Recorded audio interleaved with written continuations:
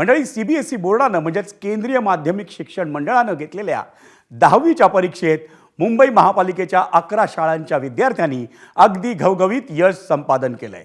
मुंबई महापालिकेच्या सीबीएसई बोर्डाच्या शाळांचा निकाल तब्बल 92.89% इतका लागला.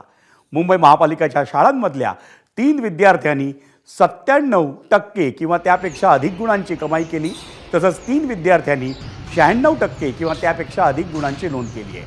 या गुणवंत विद्यार्थी आणि विद्यार्थिनींचा महापौर रितू तावडे, महापालिका आयुक्त अश्विनी भिडे आणि शिक्षण समिती अध्यक्ष राजेश्री शिरवडकर यांच्या हस्ते आज सत्कार करण्यात आला आणि या तिघींनी त्या विद्यार्थ्यांना म्हटलं, शाब्बास, भले शाब्बास.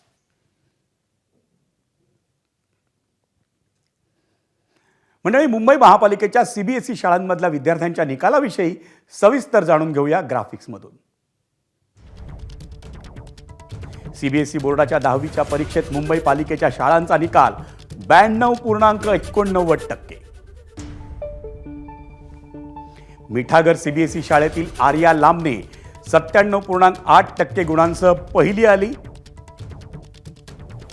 पूनमनगर शाळेतील सौरभ यादवला 97.2% गुण मिळाले. राजावाडी शाळेतील कौस्तुभ त्रिपाठीची 97% गुणांची कमाई आहे. पूनमनगर शाळेतील आर्यन मयेकरची 96.6% गुणांची कमाई. पूनमनगर शाळेतील श्रेया सिंगला 96.4% गुण मिळाले आणि मिठागर शाळेतील माही सोळंकीनं 96.2% गुणांची कमाई केली. अनेक विद्यार्थ्यांना मराठी विषयात 100 पैकी 100 गुण मिळाले आहेत. कौतुकाची बाब म्हणजे मराठी विषयात अमराठी विद्यार्थ्यांनाही 100% गुण मिळाले आहेत.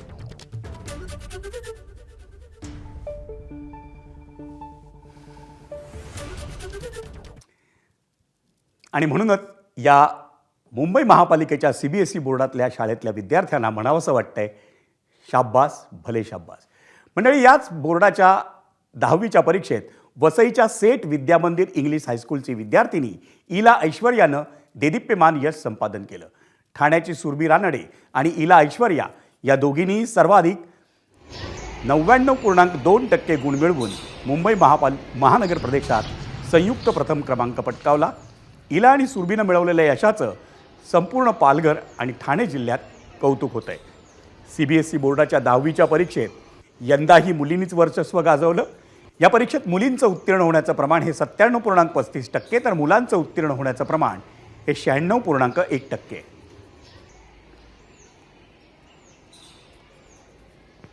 मैंने स्टार्टिंग से ही पढ़ाई की थी और लास्ट के कुछ महीनों में मैंने मेहनत थोड़ा बढ़ा दिया था, लेकिन ऐसा नहीं है कि मैं बाकी चीज़ों को समय नहीं देती थी. मैं सोशल मीडिया भी थोड़ा बहुत मॉडरेशन में यूज़ करती थी और बस लास्ट टाइम पे मैंने बहुत प्रैक्टिस किया. Practice was my main focus और paper writing, PYQs, sample papers, ये सारी चीज़ों ने हेल्प किया. आगे क्या करने का विचार है आपका? आप क्या कर रहे हैं? आगे मेरा प्लान तो है जेईई एडवांस क्रैक करके IIT में सीट सिक्योर करना. एबीपी माझा, उघडा डोळे बघा नीट.